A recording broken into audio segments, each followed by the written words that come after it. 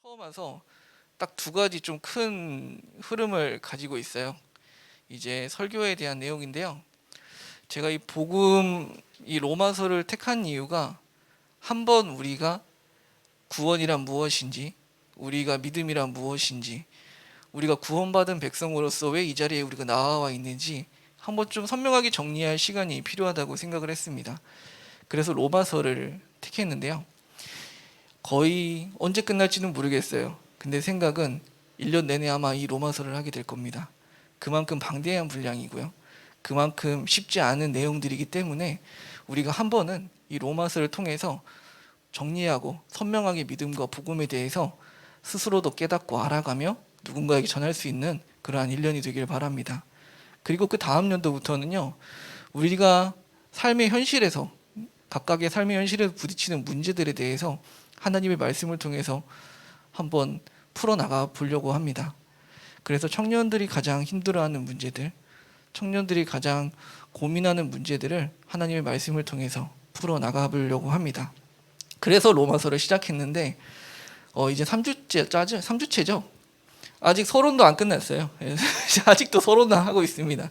오늘 좀 문턱에 다다른 것 같아요. 차근차근 한번 우리 나아가다 보면 분명히 하나님의 주시는 그 구원의 은혜 그리고 그 믿음에 대해서 깨달아가는 그런 은혜들이 있을 겁니다. 먼저 바울은요, 이 복음을 부끄러워하지 않는다고 증언합니다. 2000년 전에 이 바울이 이 증언을 한 시대의 로마 제국은요, 지중해 시대를 장악했었어요. 그런데 그 지중해 시대를 장악했음에도 불구하고 그들이 쓰는 언어는요, 라틴어보다는 헬라어를 많이 사용을 했습니다. 이 헬라 철학과 전통이 여전히 그 문화를 지배하고 있던 시대였죠. 한편 로마 제국은 철저하게 권력과 또 무력을 신봉해서 이 힘과 철학이 공존하는 시대였습니다. 그런 가운데서요, 이 바울이 주장한 복음은요, 갈릴리에 살고 있는 한 목수의 아들이 십자가에 못 박혀 죽고 그 가운데서 다시 살아나서 우리를 구원하였다라는 메시지였습니다.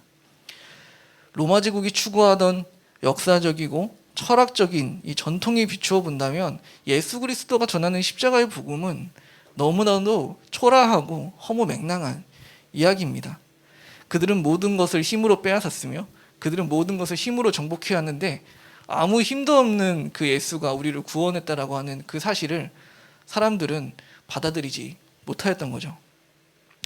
그럼에도 불구하고 바울은 이 복음이 전혀 부끄럽지 않다고 당당히 이야기를 합니다. 복음을 전하는 데 있어서 우리가 복음을 받아들이고 누군가에게 전할 때도 사실 당당하게 전하기가 쉽진 않아요. 부끄러움이 있습니다. 왜냐면요, 지금 내 앞에서 내가 전하는 복음을 듣고 있는 이 사람이 나를 조롱하는 모습으로 나를 되게 가당치도 않다라는 표정으로 내가 전하는 복음을 듣고 있기 때문이죠. 상당히 불쾌해합니다. 요즘에 복음을 전한다라는 것이. 그럼에도 불구하고 우리가 이 복음을 당당하게 전할 수 있는 이유는 우리가 우리의 삶 속에서 하나님의 복음을 경험하였기 때문입니다. 경험한 자로서 경험하지 못한 사람의 그 반응들은 긍휼함으로 나아가는 것이죠.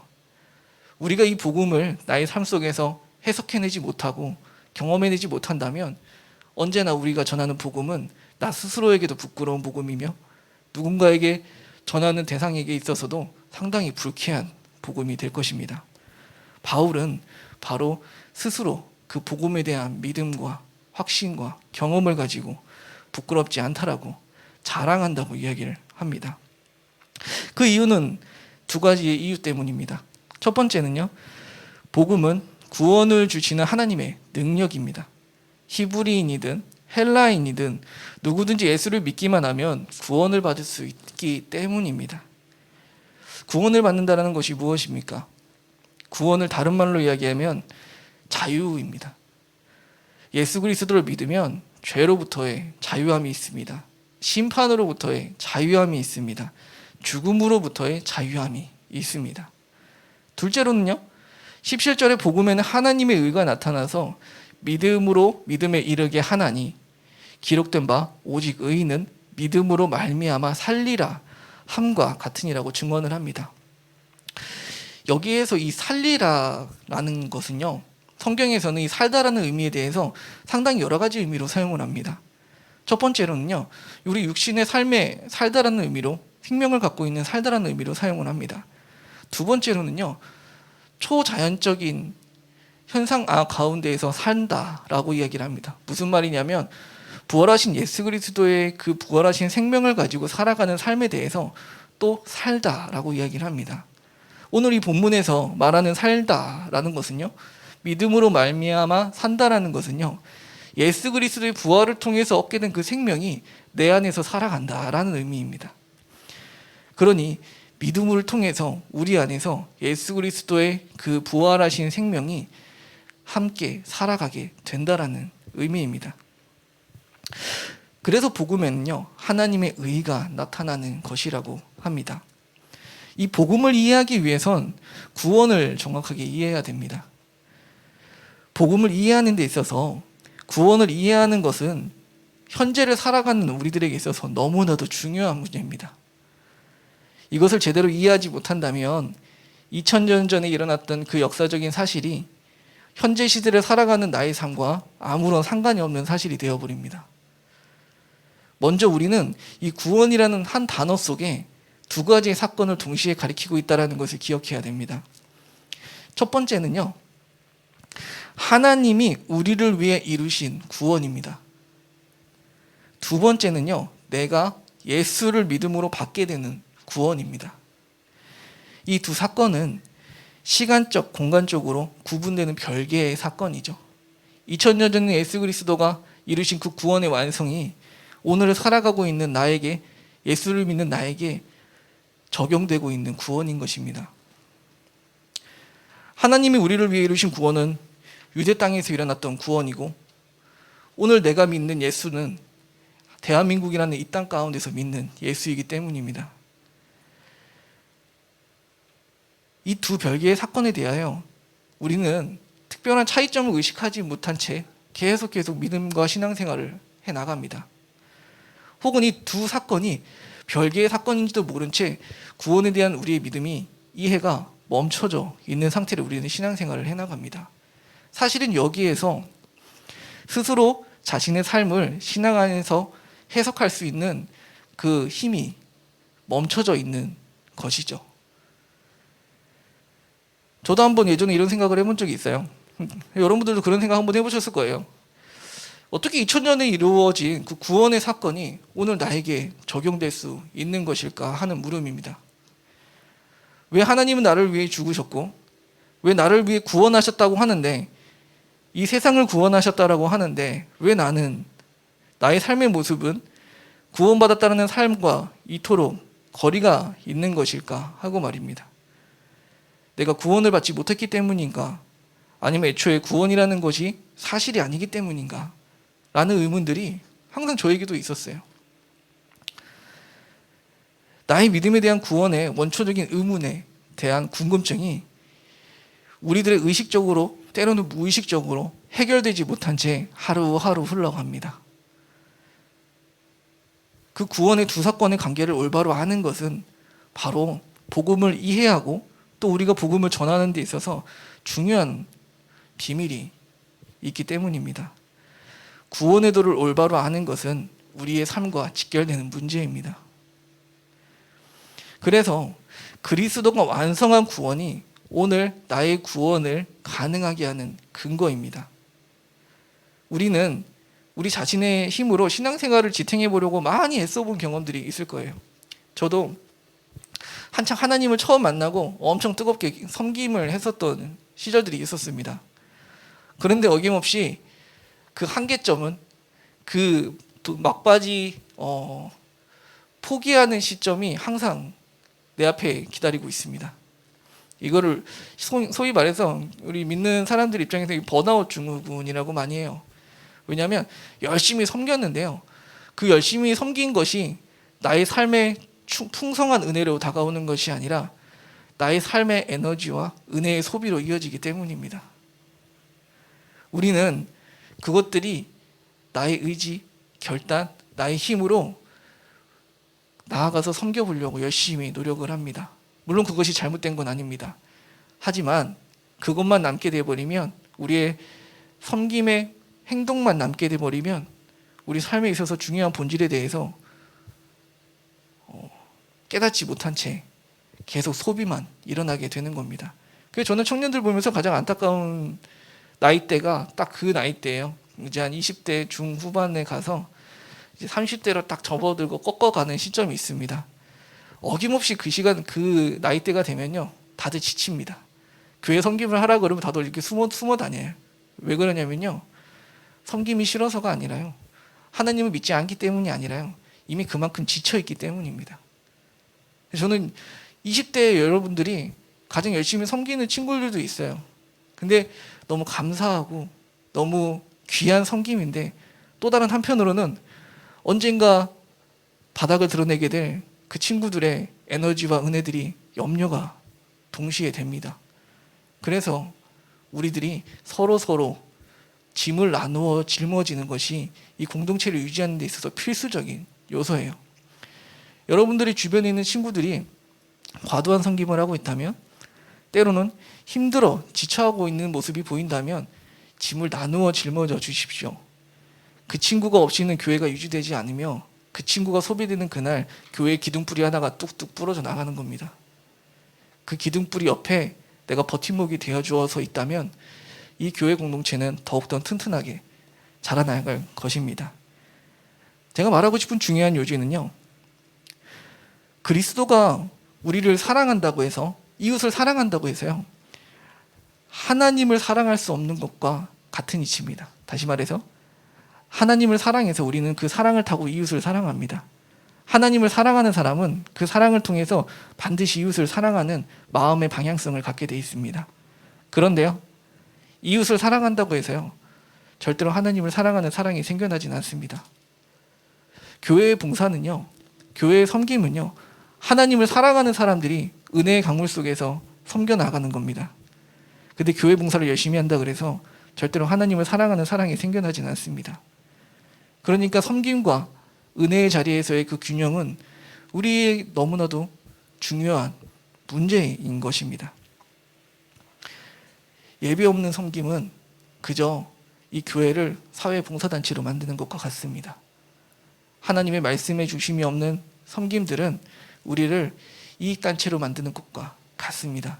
우리의 삶의 기준과 모든 기준은 바로 하나님의 말씀 안에서 세워져야 하기 때문입니다.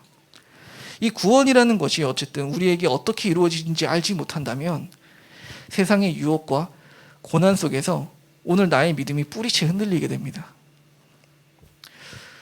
올 한 해도 로마서를 배워나가면서 그 뿌리가 든든하게 세워지는 우리 청년부가 되기를 바랍니다. 우리가 어떤 구원의 삶을 누리느냐는 그리스도가 완성한 구원이 오늘을 살아가야 할 나와 어떠한 관계가 있는지 아는 데서 출발한다는 것입니다. 그래서 구원은요, 구원의 완성과 이 성령에 대해서 아는 것이 중요합니다. 우리가 구원이라는 말을 들을 때 이 한 단어 안에 2000년 전에 그리스도가 완성한 구원이 있다고 했고, 그리스도를 믿음으로 내게 주어지는 구원이 동시에 존재한다고 했습니다. 2000년 전에 그리스도가 완성한 구원은 불변의 역사적 사실이라는 의미에서 객관적 차원의 구원이라고 합니다. 두 번째로, 그리스도를 믿음으로 내게 주어지는 구원은 개개인에게 다른 구체적인 각각의 삶 속에서 일어나는 구원이기 때문에 주관적 차원의 구원이라고 합니다. 객관적이라는 말은요, 그리스도의 구원의 사건이 어느 누구의 주관에 따라 달라질 수 없는 객관적 사실이라는 의미입니다. 내가 믿든지 안 믿든지, 이해하든지 못하든지, 개인의 나의 동의가 있든지 나의 수락이 있든지 등과는 상관없이 이미 우리에게 주어진 사건이라는 의미에서 객관적입니다. 그리고 이 구원은 모든 사람의 구원의 근거가 된다는 점에서 객관적입니다.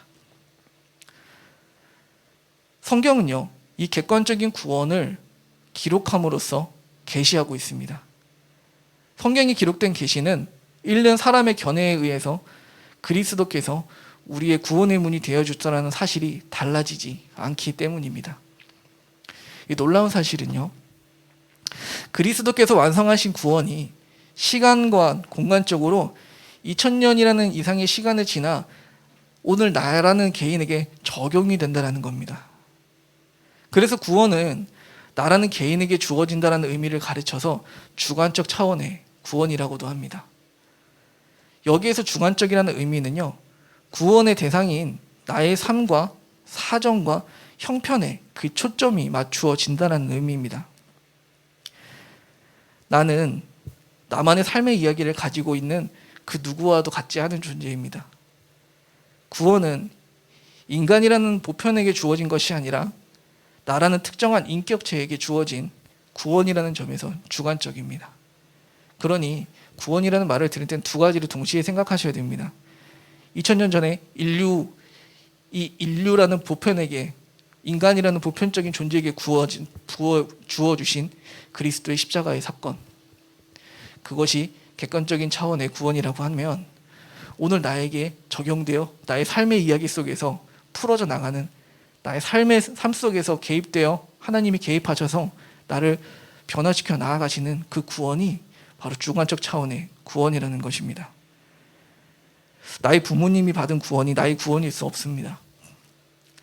내 옆에 있는 친구가 받은 구원이 나의 구원일 수 없습니다. 하나님은 나의 삶의 이야기 속으로 들어오셔서 나를 만나주심을 통해 우리는 구원을 받게 됩니다. 그렇기 때문에 나의 인생 속에서 만난 하나님은 하나님과 나와의 이야기이지 그것이 다른 사람에게 적용되는 이야기가 될 수 없는 것입니다.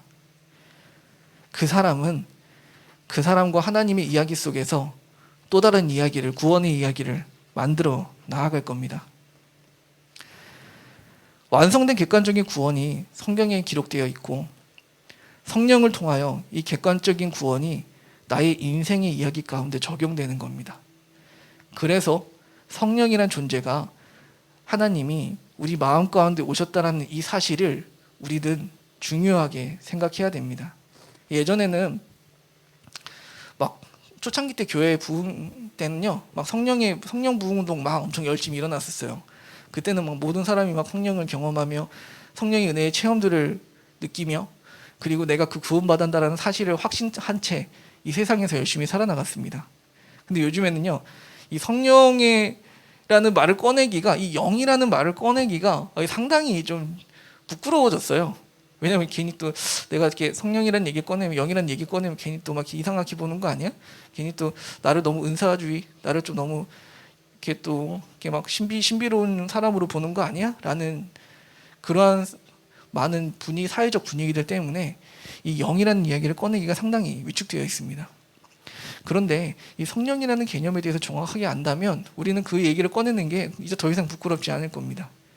성령님은요, 바로 2000년 전에 예수 그리스도의 영으로서 우리 마음 가운데 오신 겁니다. 2000년 전에 십자가의 부활의 사건, 그 구원의 사건을 통해 예수님은 부활하셨습니다. 그 부활하신 생명이요, 죄에서 우리를 구원하신 그 생명이요, 우리에게 들어오신 사건이 구원입니다. 하나님께서 우리의 관계가 단절되고요, 그 하나님과 관계가 단절된 삶 속에서 우리는 살아갑니다. 사망의 고통 속에서 살아간다고 하죠. 왜 사망입니까? 우리는 죽지 않는데요. 우리 하나님 믿지 않는다고 해서 이 세상 사람들 다 죽지 않습니다. 근데 왜 우리는 사망이라고 합니까? 하늘로부터 받는 자원이 끊어진 상태이기 때문입니다. 무한하신 하나님으로부터 받는 자원이 우리는 끊어졌기 때문에 우리는 한계를 가지고 살아갑니다. 우리는 언제나 목표? 이게 뭐라고 표현해야 좋을까요? 뭐 주유소에 기름으로 채우면 빨간불이 간당간당한 상황에서 살아가는 것과 같은 겁니다. 더 이상 어디로부터 채울 방법이 없습니다. 돈을 숭배하는 사람에게는요, 돈을 아무리 끌어와도요, 돈을 통한 만족을 얻을 수 없습니다. 사람을 결핍이 있는 사람은요, 사람을 아무리 내 주변에 끌어다 모아놔도요, 그 사람을 통해 내 마음이 만족을 이루지 못합니다. 그래서 감사함이 있는 사람들이 있어요. 이 감사함이 있는 사람들은요, 반드시 그 마음속에 무엇이 있는 사람이냐면 만족이 있는 사람입니다. 만족 없이는 감사함이 있을 고백할 수 없습니다. 그렇다면 하나님을 믿는 우리로서 우리 마음 가운데 성령님이 오심으로 은혜가 충만해지면요, 무엇에 대한 이야기들이 솟아져 나오냐면 하나님으로부터 감사한 이야기들이 솟아져 나옵니다. 나의 삶의 문제들 속에서 감사한 거리들을 찾습니다. 근데 정말 나의 삶의 고난과 문제들이 감사하기 때문일까요? 아니요, 보는 시선과 관점이 달라졌기 때문입니다. 우리가 받는 구원은요, 이 세상을 하나님의 주시는 안경을 통해서 바라볼 수 있는 힘을 얻게 된 겁니다. 죄악된 시선으로 세상을 바라보는 것이 아니라 하나님의 거룩하신 시선으로 세상을 바라볼 수 있게 된 겁니다. 이 세상이 해석할 수 있는 능력이 생긴 겁니다. 성령님을 통해서요, 우리의 삶 속에서 하나님은 그러한 이야기들을 우리의 삶 속에서 만들어 나아가시는 겁니다. 그러니 우리는 2000년 전에 이미 완성하신 그리스도의 사역을 통해서 아직 완성을 향하여 걸어나가는 중인 성령의 사역 속에서 오늘 우리가 구원의 이야기가 완성되어 가고 있는 중인 겁니다. 우리는 완성된 존재들이 아닙니다. 구원을 받았다고 해서 우린 이미 완성되어서 거룩한 존재가 된 것이 아닙니다. 하나님이 우리를 의롭다라고 칭해 주신 것은 예수 그리스도의 구원의 사역을 통해서 우리를 의롭다 칭해 주신 겁니다. 우리를 의롭다 칭해 주시고 우리를 의롭게 만들어 나가시는 겁니다. 오늘 이 삶을 살아가는, 이 현실 속에서 살아가는 여러분들이 나의 고민과 문제들과 신앙에서의 충돌들과 그리고 은혜에서 떠나가고자 하는 나의 그 죄된 마음들을 바라보고 경험할 때 이것을 생각하시면 되는 겁니다. 내가 완성된 존재가 아니라 완성되어 가는 존재라는 사실을 말입니다. 그러니 우리의 이웃을 바라볼 때나 형제자매를 바라볼 때나 누구를 바라볼 때도 나보다 나은 사람이 없는 겁니다. 왜냐하면 똑같은 도토리 키재기입니다. 다 죄인들이고요, 완성되어 가는 중인 사람들이고요, 다들 하나씩 결함이 있고 결핍이 있는 사람들입니다. 그 사람들이 하나님을 바라보고 달려나갑니다. 하나님께서 우리를 이미 그리스도의 죽음을 통해서 우리를 의롭다라고 하셨으니 우리의 인생의 종착역에는 이미 우리는 구원받은 백성의 삶의 모습이 기다리고 있습니다. 그러나 인생의 종착역을 달려가는 중인 우리는요, 완성되어가는 중이기에 아직 의로운 사람들이 아닌 겁니다. 오늘 우리들은 구원을 온전히 이룬 자들의 삶이 아닙니다. 이 점을 명심하시기 바랍니다. 우리들 중에 의인은 한 명도 없고 오직 죄인들만 있습니다. 죄인들만 있다는 이야기는 하나님과의 관계가 완벽하게 회복된 사람들이 아니라 회복되어 가는 중인 사람들인 겁니다. 그러니까 때로는 의지적으로 결단하는 것도 필요합니다. 때로는 하나님께 나아가서 나의 죄성들을 고백하는 것도 필요합니다. 때로는 변화되지 못한 나의 삶을 붙들고 하나님께 기도하는 게 필요합니다. 왜냐하면 완성되지 못했기 때문이죠. 완성되어 가는 중이기 때문이죠.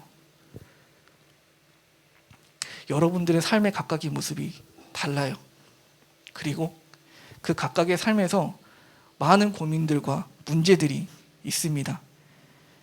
언젠가는 해결될 수도 있고 언젠가는 해결이 안 된 채 평생을 살아갈 수 있는 문제들도 있겠죠.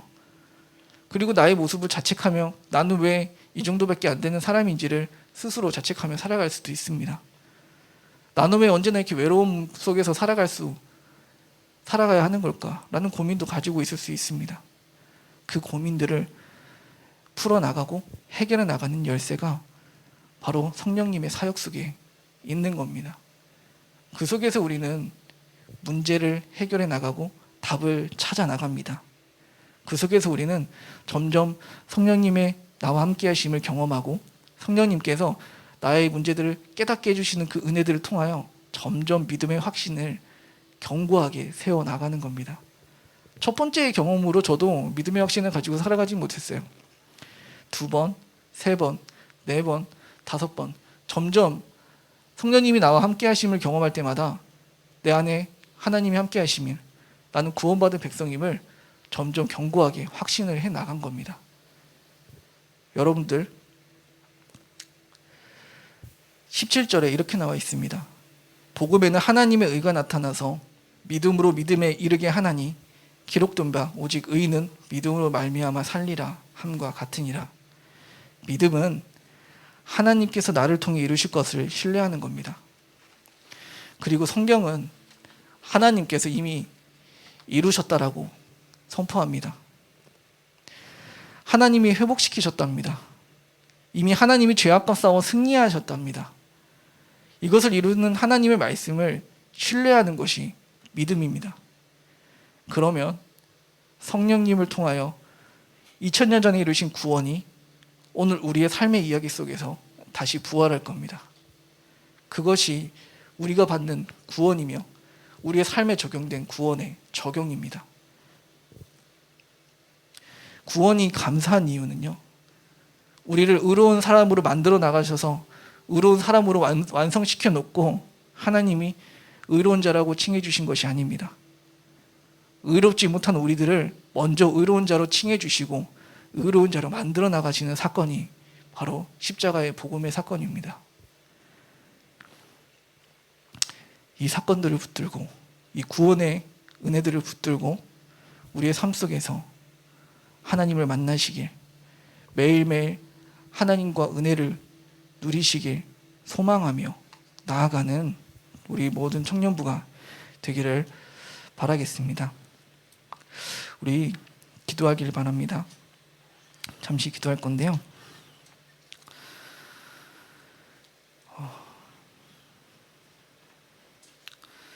사실 시간 조금 여유가 있으면 이 본문도 좀 같이 찾아보면 좋을 텐데 제가 정리해서 이야기를 해드리겠습니다.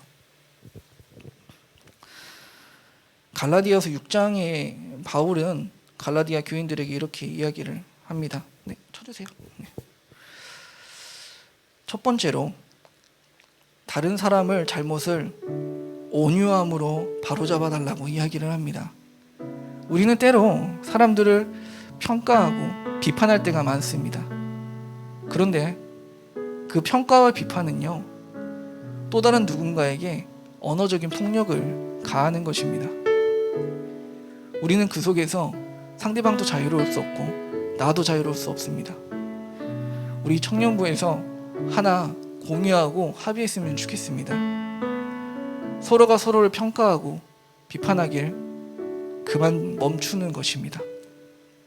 그리고 언제든 나 또한 그럴 수 있는 자로 여기고 스스로를 살피시길 바랍니다. 그것이 여러분들을 겸손하게 만들 겁니다. 두 번째로 선한 삶을 살아가길 포기하지 마십시오. 하나님께서도 포기하지 않으셨다고 이야기를 합니다. 믿음의 식구들의 짐을 나누어 짊어지십시오. 그것이 그리스도의 법을 이루는 것이랍니다. 이것이 우리 모두가 여러분들의 한 명 한 명의 개인의 삶 속에서 적용되어 이루어 나타날 때 우리가 모인 이 공동체는 하나님의 나라가 될 것입니다. 세상에서 누구도 받아주지 못하고 세상에선 평가와 비판이 난무합니다. 회사에 취직하신 분도 계실 거예요. 회사에 나중에 취직할 여러분도 있습니다.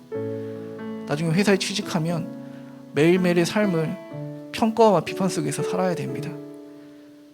정말 가슴이 조여오고 숨이 턱턱 막히는 삶을 매일매일 살아가야 됩니다.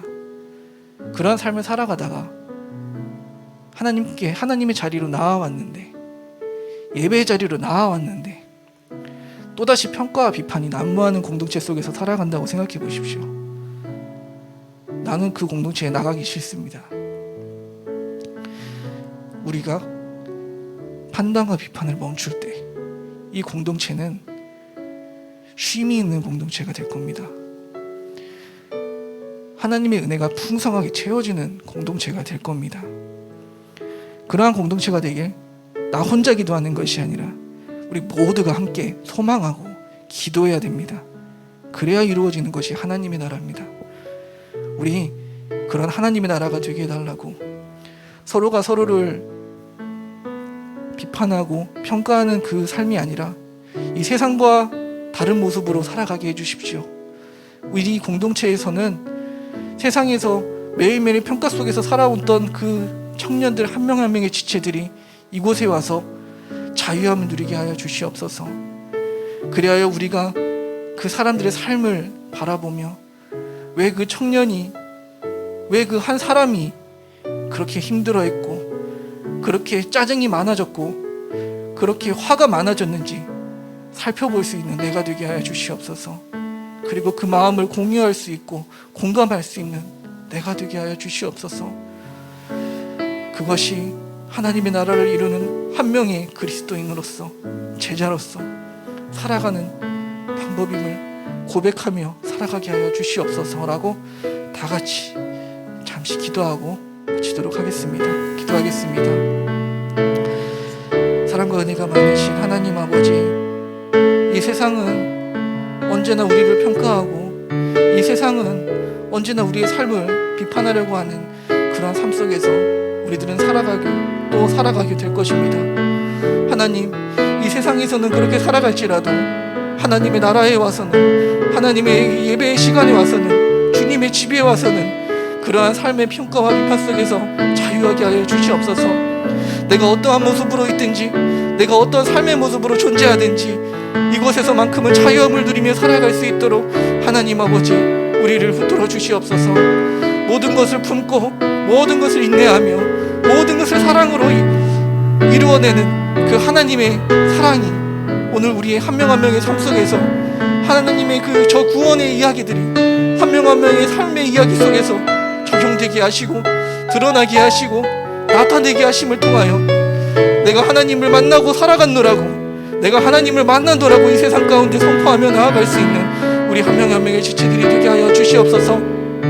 어떤 삶의 고난과 어떤 삶의 계획과 어떤 삶의 힘듦이 있을지라도 이곳에 주님을 만나러 나아오는 이 시간이 즐거운 시간이 되게 하시고 나에게 쉼이 있는 시간이 되게 하시고 하나님 아버지를 그 집 안에서 자유함을 누리는 그러한 시간들이 되기를 소망하오니 한 주간 동안 살아갈 때에도 주님께 예배드리는 이 시간이 사모하게 하시고 주님께 기도하는 그 시간이 나에겐 즐거움과 행복이 되게 하시어 하나님을 더욱더 깊은 교제의 시간 가운데에서 그 성령의 은혜와 그 성령의 역사하심이 매일매일 경험되어지고 매일매일 확신되어지는 그러한 믿음의 삶이, 그러한 구원의 완성이 이루어지게 하여 주시옵소서. 우리가 오늘 어디에 어떠한 삶을 살아왔든지, 우리가 오늘 믿음의 수준이 어느 정도 이르렀든지 그것에 너무 연연하지 않게 하시고 오직 그리스도의 표대를 향하여 달려나아가며 오직 예수 그리스도의 뒷모습을 바라보며 따라 나아가는 그런 제자들의 삶이 되길 소망하오니 하나님, 이 세상의 것들에 눈을 돌리지 않게 하시고 하늘의 것들에 눈을 돌리며 살아갈 수 있는, 시선을 두며 살아갈 수 있는 우리 모두가 되게 하여 주시옵소서. 그리하여 구원의 완성을 이루는 그날까지 믿음의 자리를 포기하지 않고 살아가게 하여 주시옵소서.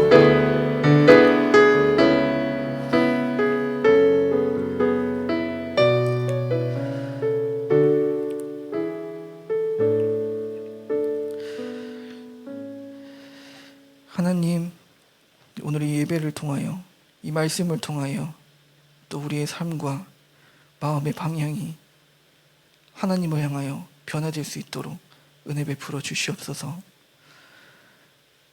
다른 사람의 잘못을 온유함으로 바로잡아주며 선한 삶을 살아가길 포기하지 않으며 믿음의 식구의 짐을 나누어 짊어지는 하나님의 나라에서 살아가는 우리 모두가 되길 소망하오니 그러한 삶을 한 명 한 명의 모든 사람들이 소망하며 꿈꾸며 살아가게 하시오. 오늘 우리가 예배드리고 모이는 이 공동체가 주님의 나라의 맛을 볼 수 있는 그런 하나님의 나라가 되게 하여 주시옵소서. 이 모든 기도 예수님의 이름으로 기도드렸습니다. 아멘.